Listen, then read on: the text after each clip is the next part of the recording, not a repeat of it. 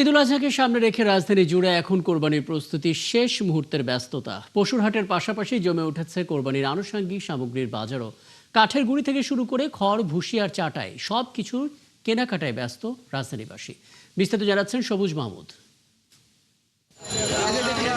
রাত পোহালেই ঈদ, শেষ মুহূর্তে জমে উঠেছে কোরবানির আনুষঙ্গিক সামগ্রীর বাজার। কাঠের গুঁড়ি, হোগলা পাতার চাটাই, পশুর খাবার খড়, ভুসি আর কাঁচা ঘাস সহ কোরবানির এই জাতীয় সামগ্রী ঘিরে ব্যস্ততা বেড়েছে অস্থায়ী এসব দোকানে। কারণ নাই হোগলা হয়েছে কি আমাদের 135 টাকা করে কিনা, আমরা এই হোগলা বিক্রি করি 140, 150।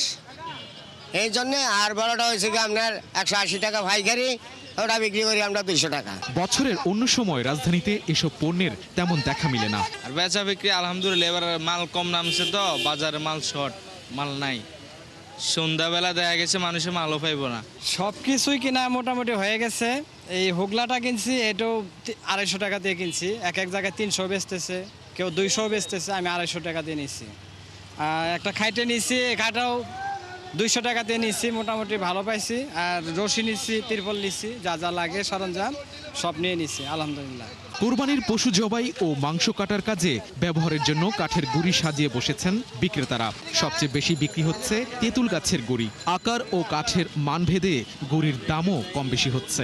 মিডিয়াম সাইজের আছে 300, 400, তারপর একবার ছোট আছে 250, আর হাইস্ট আছে 1200, 1000 এরকম। আজকের পর থেকে আবার অফ, আজকেই শেষ।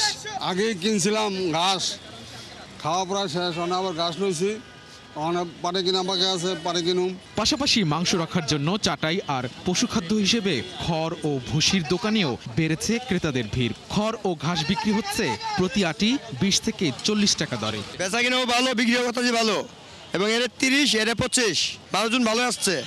আমি 3 গাড়ি গাছে বেচছি, 3 গাড়ি। কোরবানিকে ঘিরে কর্মব্যস্ত সময় পার করছেন কামাররাও। পশু জবাই ও মাংস কাটার জন্য ছুরি, দা, বটি ধার দেওয়ার পাশাপাশি ধুম পড়েছে বিক্রিতেও। ঈদকে কেন্দ্র করে এসব মৌসুমী ও অপ্রচলিত পণ্যের কেনাবেচা ঈদ উৎসবে বাড়তি মাত্রা যোগ করে।